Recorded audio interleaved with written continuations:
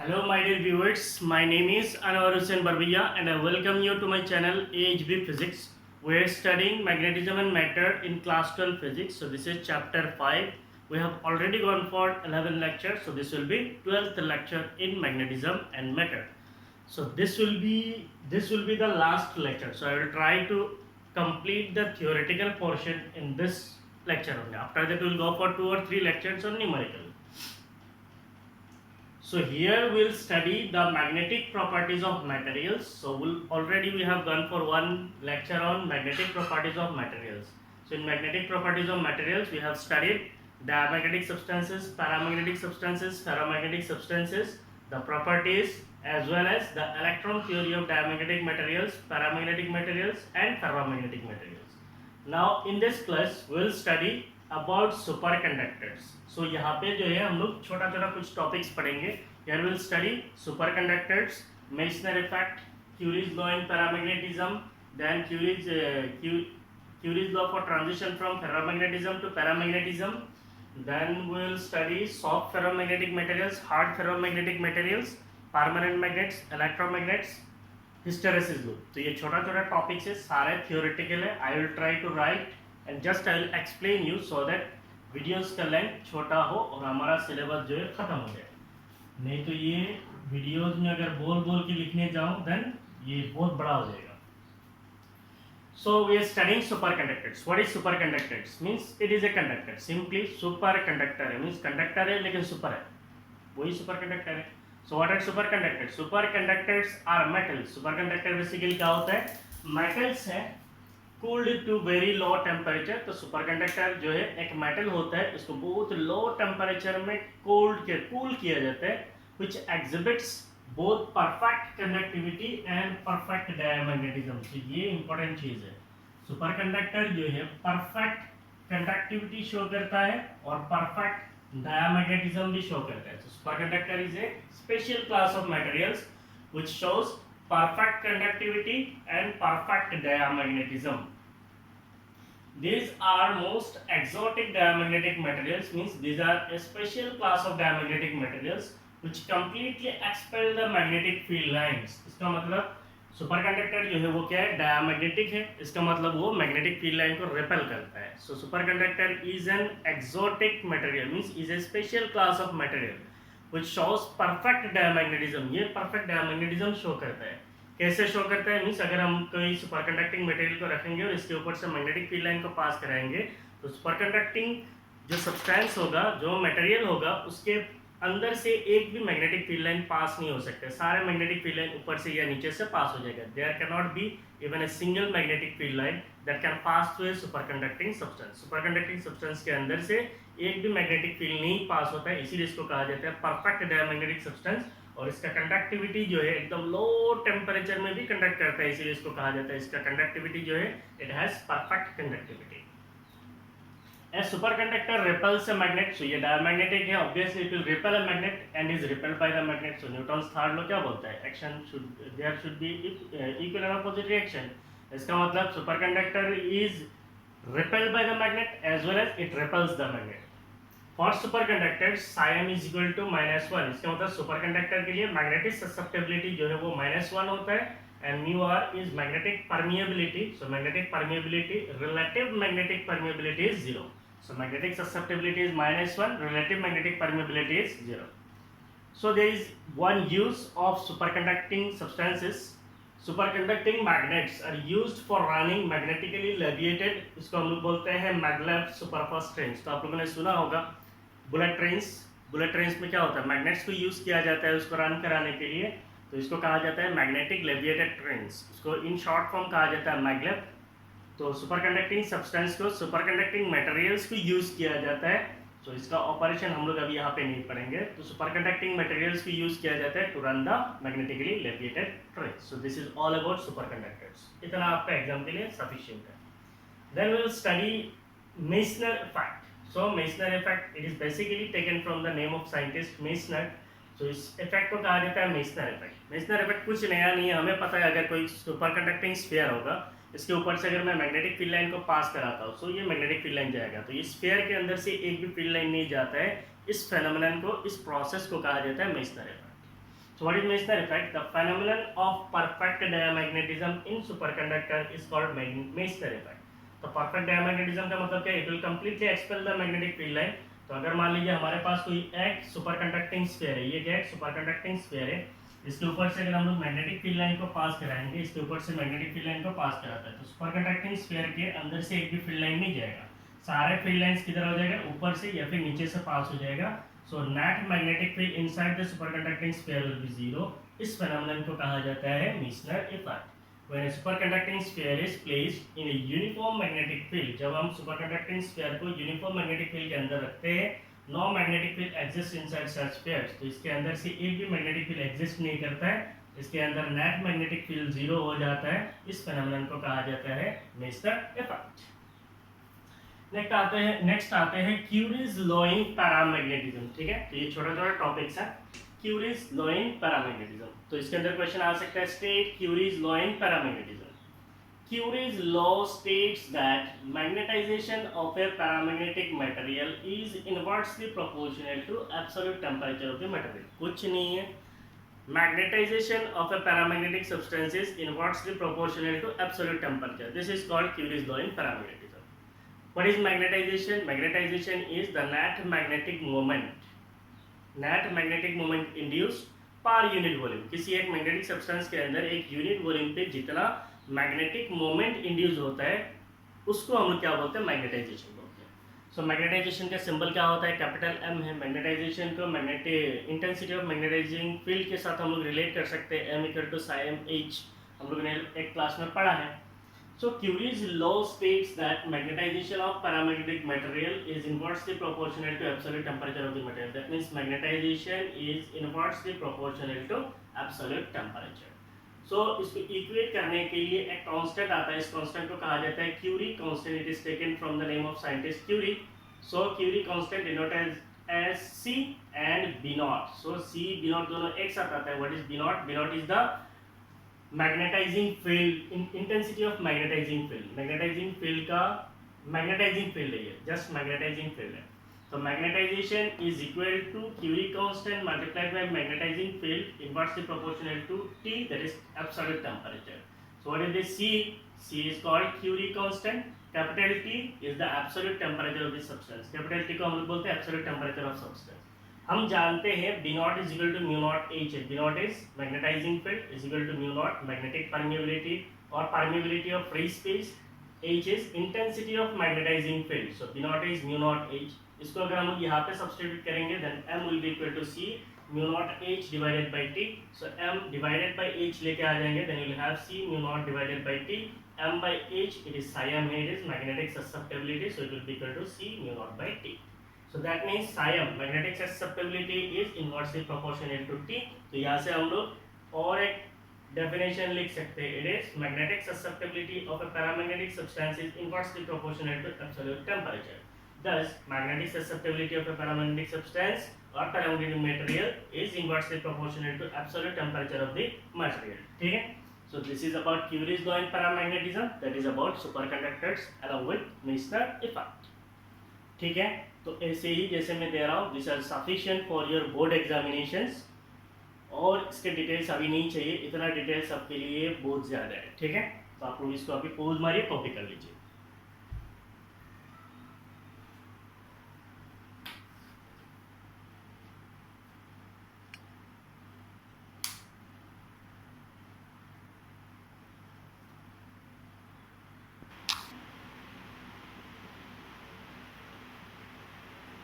So now we'll discuss Curie's law for transition from ferromagnetism to paramagnetism, and then we'll study the types of ferromagnetic materials. So these are the two topics here we'll discuss. First is Curie's law for transition from ferromagnetism to paramagnetism. The topic is Curie's law for transition from ferromagnetism to paramagnetism. तो हमें पता है ferromagnetism क्या होता है. What is ferromagnetic materials? Ferromagnetic materials are strongly attracted by the magnet. What is the electron theory? Electron theory में हम लोगों ने देखा है कि ferromagnetic substance जो होता है, इनका जो magnetic moment होता है, means डोमेन लेवल पे अगर हम लोग जाके चेक करेंगे तो इनका जो नेट मैग्नेटिक मोमेंट होता है, the net magnetic moment are strongly aligned in the direction of applied magnetic field means ferromagnetic substance के अंदर जो मैग्नेटिक डोमेन्स होता है, जो मैग्नेटिक डायपोल मोमेंट्स होता है, डोमेन का magnetic dipole moments, these are strongly aligned in the direction of magnetic field, से अलाइन हो जाता है। नाउ फेरोमैग्नेटिक सब्सटेंस का एक प्रॉपर्टी है, मींस अगर हम लोग बोलते हैं इधर नॉर्थ पोल इधर साउथ पोल है तो इसके बीच में एक्सटर्नल मैग्नेटिक फील्ड है, इसके बीच में अगर फेरोमैग्नेटिक सब्सटेंस को रखते हैं तो मैग्नेटिक डायपोल जो है अलाइन हो जाता है, ये करेक्ट है। नाउ इनका एक सर्टेन रेंज ऑफ टेम्परेचर है, there is a certain range of temperature up to which this magnetic moments will be in the direction of magnetic field. लेकिन ये टेम्परेचर को अगर हम लोग इंक्रीज कर देते हैं, if you increase this temperature then will reach a temperature, that temperature is called Curie temperature. Means अगर हम फेरोमैग्नेटिक सब्सटेंस का टेम्परेचर को रेज करते हैं तो एक ऐसे टेम्परेचर आता है जिस टेम्परेचर को हम लोग बोलते हैं क्यूरी टेम्परेचर, और जब क्यूरी टेम्परेचर में आ जाता है तब फेरोमैग्नेटिक सब्सटेंस जो है वो पैरामैग्नेटिक सब्सटेंस की तरह बिहेव करने लगता है। Ferromagnetic substances starts behaving like paramagnetic substances, उस टेम्परेचर को कहा जाता है क्यूरी टेम्परेचर, और इस लॉ को कहा जाता है Curie's law for transition from ferromagnetism to paramagnetism. Simple है, ferromagnetic substance external magnetic field में अपना मैग्नेटिक डोमेन को अलाइन कर देता है, तो अगर हम टेम्परेचर को इंक्रीज करेंगे एक ऐसे टेम्परेचर आएगा जिस टेम्परेचर में फेरोमैग्नेटिक सब्सटेंस अपना फेरोमैग्नेटिक प्रॉपर्टी को लूज कर देता है और वो पैरामैग्नेटिक सब्सटेंस की तरह बिहेव करने लगता है, इसी को ही कहा जाता है Curie's law for transition from ferromagnetism to paramagnetism. So हमने क्या लिखा, in case of paramagnetic substances magnetic susceptibility is related to absolute temperature Ts xm, there is psi m, sorry xm नहीं है, psi m equal to c divided by t minus tc. So what is this psi m? This psi m is magnetic susceptibility, it is equal to Curie constant, c is Curie constant, t is absolute temperature, tc is Curie temperature, इसको कहा जाता है Curie temperature। ये Curie temperature से ज्यादा होने से ferromagnetism paramagnetism में बदल जाता है, तो एब्सोल्यूट टेम्परेचर हमेशा क्यूरी टेम्परेचर से ज्यादा होता है। When the temperature of ferromagnetic substance is greater than the Curie temperature, जब टेम्परेचर ऑफ फेरोमैग्नेटिक सब्सटेंस जो है क्यूरी टेम्परेचर से ज्यादा होता है, मींस एब्सोल्यूट फेरोमैग्नेटिक सब्सटेंस का टेम्परेचर अगर क्यूरी टेम्परेचर से ज्यादा होगा, the behavior of ferromagnetic substance is same as that of paramagnetic substance, तब फेरोमैग्नेटिक सब्सटेंस जो है अपना बिहेवियर को पैरामैग्नेटिक सब्सटेंस की तरह बिहेव करने लगता है। सो इस चीज को कहा जाता है आपका law, that is called Curie's law for transition from paramagnetism to paramagnetism. That's all, इतना ही इंफॉर्मेशन आपके लिए सफिशिएंट है। And what is Curie temperature, it is very important, exam में आता है। So it is the temperature of transition from paramagnetism to paramagnetism is called Curie temperature. तो जिस टेम्परेचर में फेरोमैग्नेटिक सब्सटेंस पैरामैग्नेटिक सब्सटेंस की तरह behave करने लगता है उस टेम्परेचर को कहा जाता है क्यूरी टेम्परेचर।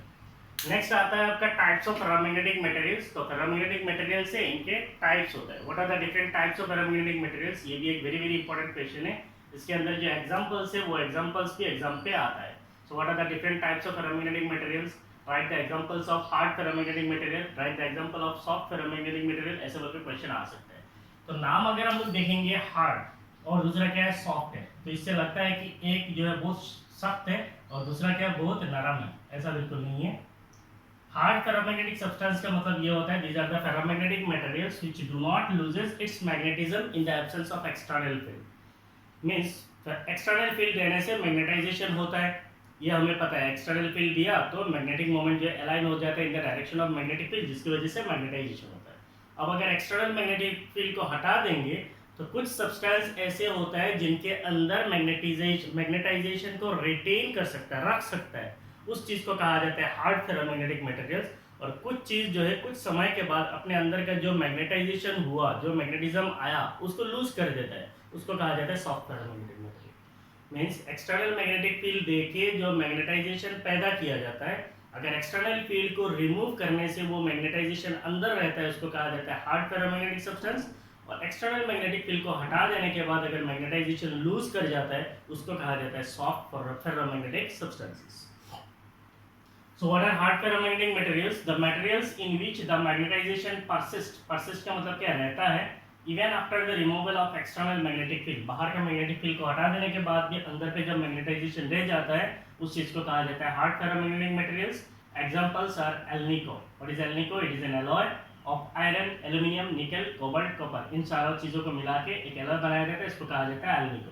दूसरा होता है lodestone, it is a naturally occurring hard ferromagnets, ये नेचुरली अवेलेबल है, naturally available hard ferromagnets are लोडेस्टोन।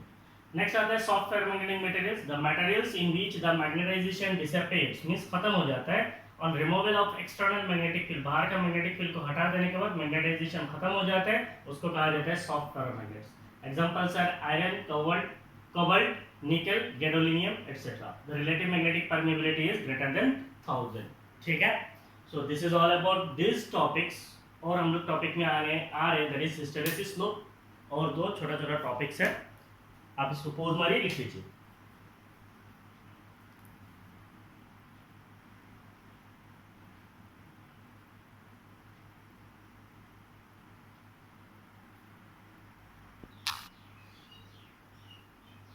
So now we'll discuss one important topic. It is called magnetization curve or hysteresis curve, or we call it as hysteresis loop.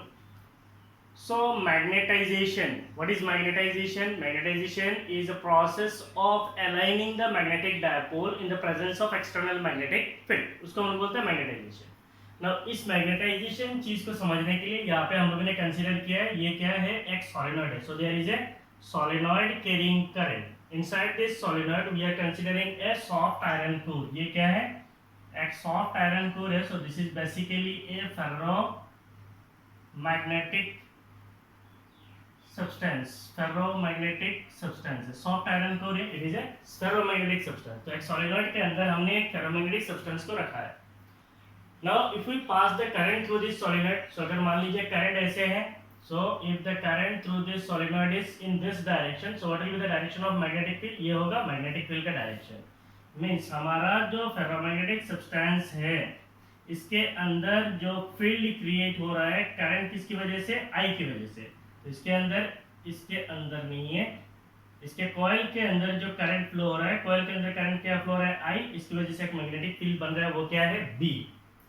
अब ये B की वजह से क्या होगा, इसके अंदर एक मैग्नेटिक फील्ड क्रिएट होगा. सो उस मैग्नेटिक फील्ड को हम लोग क्या बोलते हैं, BM, that is magnetic field due to magnetization. अब ये दोनों मैग्नेटिक फील्ड मिलके इसके अंदर एक नेट मैग्नेटिक फील्ड होता है, उसको हम लोग बोलते हैं B, and that net magnetic field is called magnetic induction. ठीक है, नाउ ये जो मैग्नेटिक फील्ड है B0, मैग्नेटिक फील्ड B0 का जो इंटेंसिटी है, उसको हम लोग क्या बोलते हैं, intensity of magnetizing field, that is H.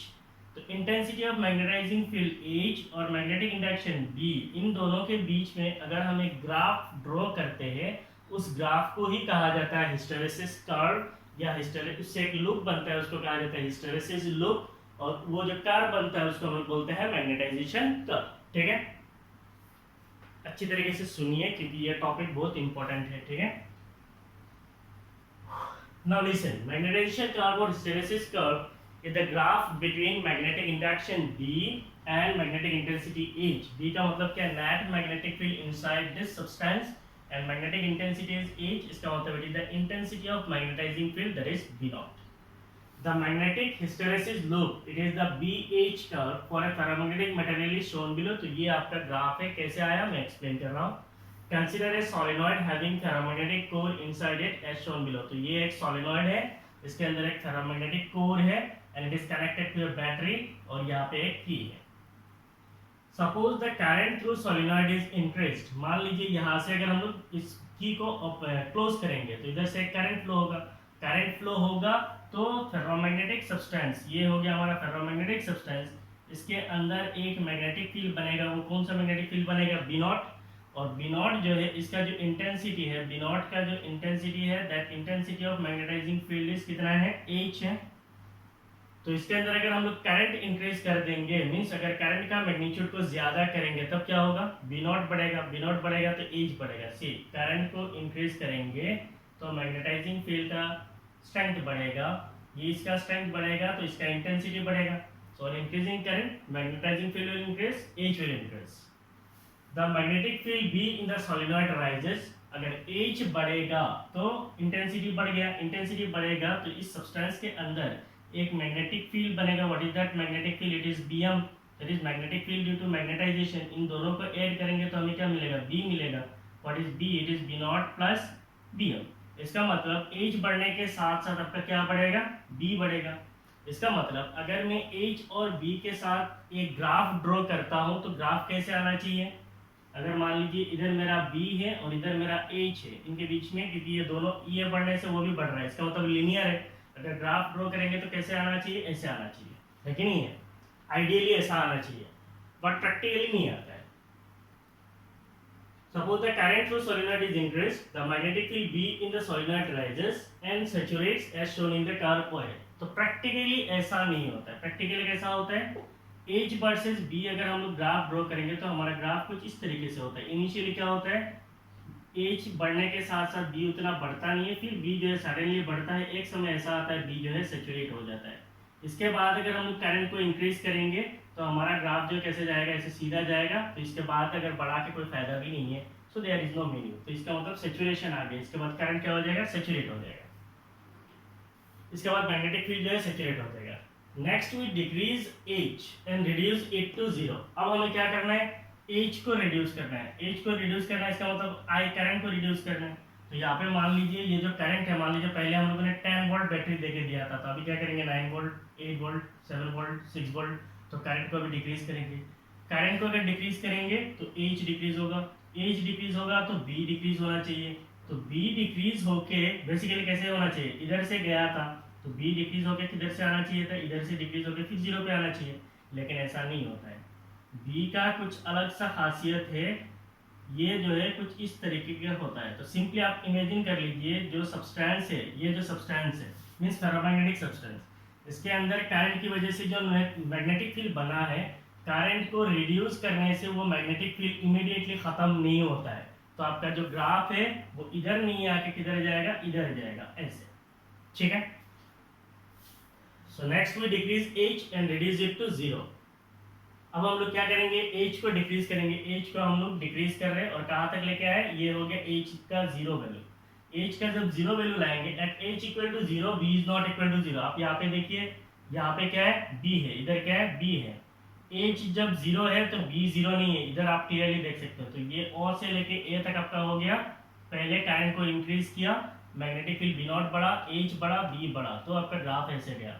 फिर हमने एच को डिक्रीज किया, एच को डिक्रीज किया तो ये आपका ग्राफ यहाँ पे आया। इसका मतलब यहाँ पे क्या है, एच इक्वल टू 0 है लेकिन बी का वैल्यू रह गया।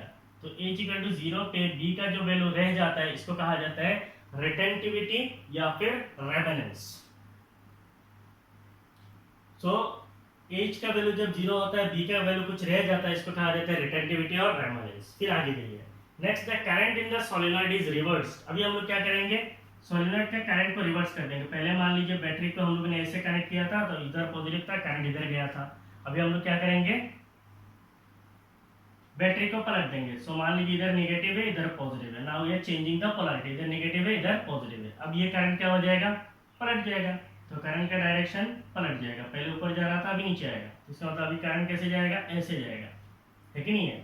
करंट अगर ऐसे जाएगा तो पहले करंट ऐसे था, मान लो मैग्नेटिक फील्ड ऐसे था, अभी करंट कैसा होगा, ऐसा, तो मैग्नेटिक फील्ड कैसे बनेगा, ऐसे बनेगा। तो पूरा मैग्नेटिक फील्ड का डायरेक्शन बदल जाएगा। Next the current in the solenoid is reverse and slowly increase. तो करंट को इंक्रीज करेंगे, नेगेटिव करके इंक्रीज करेंगे। This is represented by the curve BC। तो अगर हम लोग देखेंगे तो ये कर्व कहाँ पे, यहाँ से लेके यहाँ तक, ये B है, ये C है, ये रिप्रेजेंट कर रहा है। The value of H at B equal to 0 is called coercivity। अब यहाँ पे देखिए, यहाँ पे B का वैल्यू कितना है, 0 है, और यहाँ पे लेकिन H का वैल्यू रह गया है। तो जहाँ पे B का वैल्यू 0 होता है, H का वैल्यू जो रह जाता है, इस H का वैल्यू को कहा जाता है coercivity। जब B का वैल्यू 0 होता है, H का वैल्यू 0 होता है, B का वैल्यू रह जाता है, इसको कहा जाता है रिटेंटिविटी। और जब H का वैल्यू रह जाता है, B का वैल्यू 0 होता है, इसको कहा जाता है coercivity। As the reverse current is increased, अब हम अगर इस करंट को और इंक्रीज करेंगे, रिवर्स करंट को मींस नेगेटिव करंट को इंक्रीज करेंगे in magnitude, 1 second saturation is achieved represented by the curve CD। तो इसको अगर हम रिवर्स डायरेक्शन में जाएंगे तो आपका करंट ऐसे बढ़ते हुए फिर किधर जाएगा, ऐसे फिर सैचुरेट हो जाएगा। सो it is represented by the curve CD। Next the current is reduced, curve D। तो हम करंट को और रिड्यूस करेंगे, कर्व क्या हो जाएगा, D हो जाएगा। And reverse that curve will become EF, that is E to A, सीधा लिख दिया, ठीक है। The cycle repeat itself। तो ये एक साइकिल में हम लोग क्या करेंगे, पॉजिटिव करंट को इंक्रीज किया, फिर पॉजिटिव करंट को कहाँ लाएंगे, जीरो लाएंगे, फिर जीरो से निगेटिव करंट में जाएंगे, फिर निगेटिव करंट से फिर जीरो में आएंगे, फिर जीरो से पॉजिटिव करंट इंक्रीज करेंगे। तो ये साइकिल जो है कंटिन्यूअस क्या होता रहेगा, रिपीट होता रहेगा। तो इनिशियली देखिए आपका मैग्नेटाइजेशन किधर गया था, इधर। ये कर्व कभी फिर से रिट्रेस नहीं होता है, हो रहा है क्या, फिर से ऐसे जाएगा, फिर ऐसे जाएगा, फिर ऐसे जाएगा, फिर ऐसे जाएगा। तो जिधर गया था वो कर्व फिर से रिट्रेस नहीं होता है, तो इससे एक लूप बन जाता है। इस लूप को कहा जाता है हिस्टेरेसिस लूप, इस कर्व को कहा जाता है हिस्टेरेसिस कर्व, इस कर्व को मैग्नेटाइजेशन कर्व भी कहा जाता है। ठीक है, so this is all about your magnetization curve और हिस्टेरेसिस कर्व और हिस्टेरेसिस लूप। आप लोग इसको और एक बार रीडिंग मारिए एनसीईआरटी से, ठीक है, आपको और समझ में आएगा। टिल देन इसको कॉपी कीजिए, पोज मारिए, कॉपी कर लीजिए।